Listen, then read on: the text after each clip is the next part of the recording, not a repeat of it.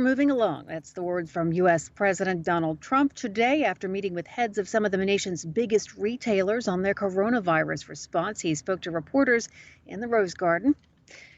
Some of the other things he said were that he'd released new guidelines on Monday on coronavirus testing and reopening businesses. He declared all parts of the country are either in good shape, getting better, or in all cases getting better.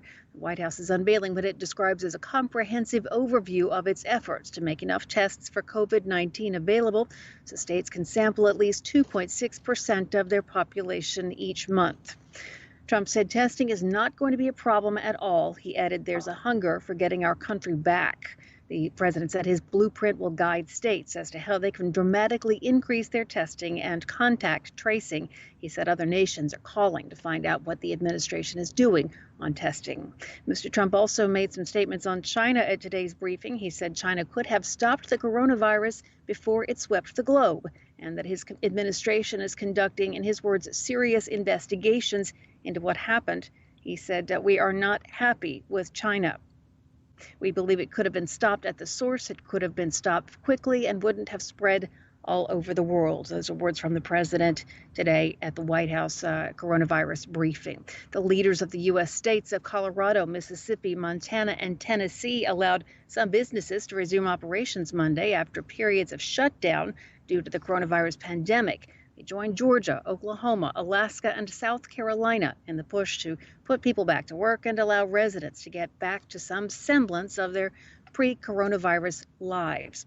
Health experts are warning against reopening too early. Many state governors have said they will keep their measures in place. VOA News.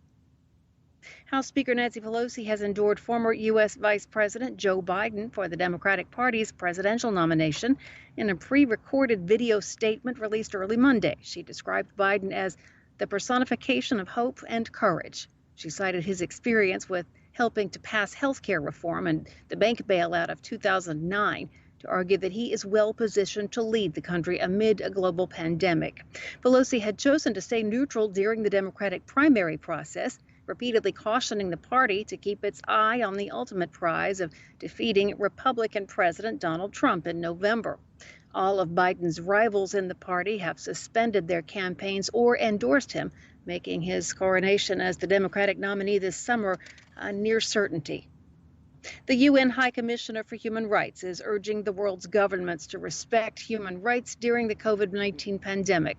Michelle Bachelet said in a statement Monday that human rights should not be violated under the guise of exceptional or emergency measures. Bachelet said emergency powers should be used to cope effectively with the pandemic, nothing more, nothing less. And in her words, should not be a weapon governments can wield to quash dissent, control the population, even perpetrate their time in power. The High Commissioner's office has issued new policy guidance on the emergency measures because she said there have been numerous reports from different regions that police and other security forces have been using excessive and at times lethal force to make people abide by lockdowns and curfews. Almost all the countries in the world are under some kind of restrictive lockdown in an effort to halt the spread of the coronavirus. Nearly 3 million people around the world have been infected. That's according to the Johns Hopkins Coronavirus Resource Center. More than 206,000 people have died.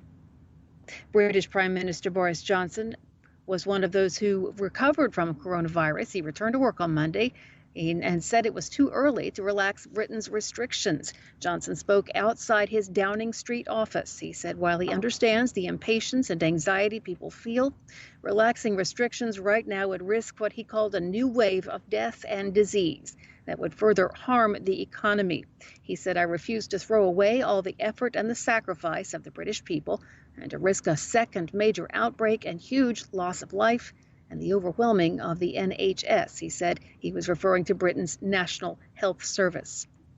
Johnson was the first world leader to contract COVID-19. He spent several days in an intensive care unit fighting the disease and then recovered for a few more days at home. Afghanistan civilians continue to die in high numbers, more than 500 in the first quarter of 2020. That's according to a United Nations report released Monday. Marissa Melton, VOA News.